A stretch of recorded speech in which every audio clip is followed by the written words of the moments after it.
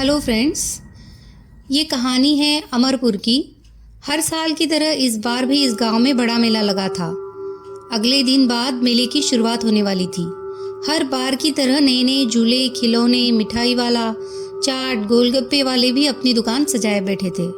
लेकिन इस बार भी गांव के लोगों का ध्यान मौत के कुएं वाले खेल पर लगा हुआ था।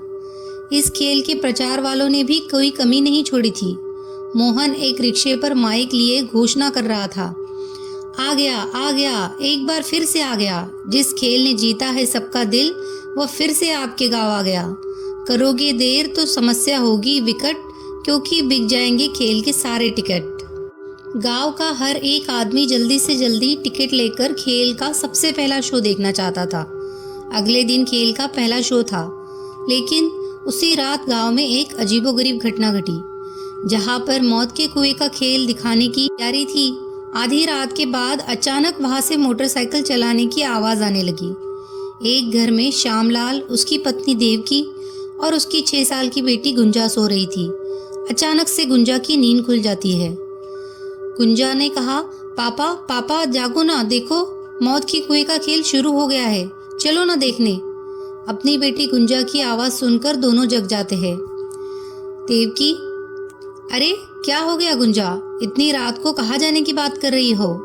गुंजा, माँ, हमने उस मौत के लिए मौत के कुएं का टिकट लिया है ना, देखो ना, वो खेल शुरू हो गया है, तुम्हें मोटरसाइकिल की आवाज आ रही है ना? श्यामलाल, बेटा अभी तो रात है, वो खेल तो कल शाम को शुरू होगा। गुंजा, तो ये आवाज कैसी है पापा? श्यामलाल, अरे होगी कोई आवाज, चलो सो जाओ। गुंजा सो गई, लेकिन जैसे रात बीत रही थी मोटरसाइकिल की आवाज़ बढ़ती जा रही थी। कुछ देर बाद मोटरसाइकिल की आवाज़ आनी बंद हो गई और वहाँ से एक औरत और एक बच्चे के रोने की आवाज़ आने लगी। उस आवाज़ से गुंजा और उसके माता पिता की नींद खुल गई। इस बार वह आवाज़ उन दोनों ने भी सुनी। वो सब बहुत डर गए। वह उस जगह पर जाना तो चाह रहे थे, लेकिन उनकी हिम्मत नहीं हो रही थी। अगली सुबह जब उन लोगों ने गांव वालों से ये बात बताई, तो उनकी बातों पर किसी ने ध्यान नहीं दिया, क्योंकि उनके सिवा वो आवाज़ किसी ने नहीं सुनी थी। इसका शायद ये भी कारण रहा हो कि गुंजा का घर मेले वाले मैदान के पास में था। उसी शाम देवकी, श्यामलाल और गुंजा मेला देखने गए। चारों ओर लोगों की भीड़ थी। कोई झूले पर बैठा चिल्ला रहा था, तो कोई नए खिलौने हाथ में लिए मुस्कुरा रहा था। कोई जलेबियां देखकर लार टपका रहा था, तो कोई गोलगप्पे की दुकान पर बिना गिने गोलगप्पे खा रहा था। लेकिन गुंजा को तो इंतजार था मौत के कुएं का खेल शुरू होने का। वहाँ भी कई सारे लोगों की भीड़ थी। लोगों खेल चालू करने के लिए कह ही रहे थे कि मोटरसाइकिल स्टार्ट करने की आवाज़ आई। मोटरसाइकिल का चालक एक्सेलरेटर पर एक्सेलरेटर बढ़ाए जा रहा था। बाइक की आवाज़ पूरे मेले में गूंज रही थी। दर्शक बाइक की आवाज़ से रोमांचित होकर कई लोगों तो सीटियां भी बजाने लगे। लेकिन इस बीच लोगों ने देखा कि मौत के कुएं में एक छोटी सी बच्ची बैठी रो रही है। लोगों ने आवाज़ लगाई कि ये किसकी बच्ची है। कोई उस बच्ची को निकालता, उसके पहले ही लोगों ने देखा कुएं के अंदर अचानक एक औरत भी आ गई। उसका चेहरा बड़ा डरावना लग रहा था। वह बच्ची उसके गोद में जाकर बैठ गई। लोगों ने देखा कि जब वो रो रहे हैं तो उनकी आंखों से आंसू नहीं बल्कि खून निकल रहा है। कुछ ही देर में वो दोनों उड़ते हुए बाहर आ गए। जिसने भी ये देखा कि बस एक ही आवाज़ में चिल्लाया, भूत भूत, सभी लोग बाहर निकल आए। मौत के कुएं के मालिक तक ये बात उसके कर्मचारियों द्वारा पहुंची। उसे बहुत गुस्सा आया और बोला, ये क्या बकवास है, तुम लोगों ने ये क्या भूत भूत लगा रखा है? पूरे मेले में चहल पहल है और यहाँ भूत की रट लगा रखी है। लगता है तुम लोगों का काम करने का मन नहीं है, बस मुफ्त की पैसे चाहिए तुम्हें। चलो अगले शो की तैयारी करो। लेकिन अगला शो भी बिल्कुल खाली रहा, क्योंकि ये अफवाह फैल गई थी कि मौत के कुएं में भूत है। अब तो मालिक का गुस्सा 7वें आसमान पर पहुँच गया और सारा गुस्सा अपने स्टाफ पर उतार दिया। उसी रात जब मालिक गहरी नींद में था, तभी उसे तेज तेज बाइक चलाने की आवाज़ आई। उस आवाज़ से उसकी नींद खुल गई। वो गुस्से में बड़बड़ाता हुआ गया।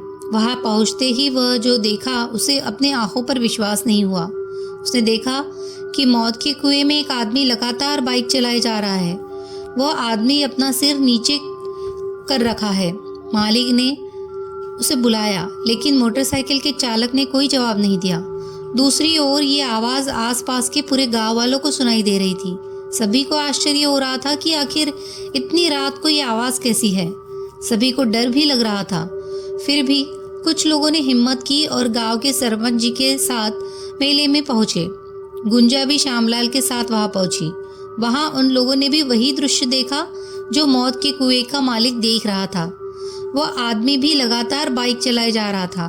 तभी फिर से वही औरत और बच्ची अचानक से वहां आ गई। सभी गांव वाले उस औरत और बच्ची को गौर से देख रहे थे।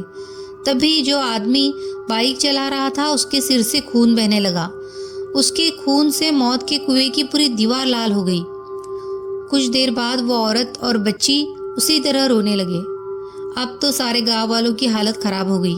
किसी को कुछ समझ नहीं आ रहा था कि आखिर ये लोग है कौन। तभी मौत के कुएं का मालिक फिर से चिल्लाते हुए कहता है, अरे सुन नहीं रहे हो? तुम कौन हो? तुम लोगों को क्यों डरा रहे हो? क्यों तुम मेरे खेल को बदनाम कर रहे हो? मालिक की बात सुनकर बाइक चलाने वाला अपना सिर ऊपर करता है। उसे देखकर मालिक की आवाज़ लड़खड़ाने लगती है। तुम कहाँ से आ गए विक्रम? तुम तो... अरे सरपंच ने कहा, अरे कौन है ये? तुम इसे जानते हो क्या? तब बाइक चलाने वाला अपना बाइक रोकता है और कहता है कि क्यों मालिक, आप बताओगे या मैं बताऊँ इन्हें? मालिक, मैं क्या बताऊँ, मुझे कुछ नहीं पता। तब विक्रम ने बताना शुरू किया। विक्रम ने कहा, गाँव वालों, यह एक दुष्ट आदमी है। इसके सीने में दिल नहीं है। ये जानवर है, जानवर। मेरा नाम विक्रम है। मैं पिछले साल तक इसके साथ काम करता था। आप तो जानते हैं कि मौत के कुएं में गाड़ी चलाना हर दिन मौत से गले लगाना जैसा काम है। मैं हर रोज़ अपने परिवार और इसके लिए जान की बाजी लगाकर मोटरसाइकिल चलाता था। पर उस दिन शायद मेरा दिन खराब था। किसी दूसरे गांव में मेला लगा था। मैं अपना खेल दिखा रहा था कि अचानक मोटरसाइकिल का एक्सीडेंट हो गया और मेरा सिर कुएं की दीवार से जा टकराया।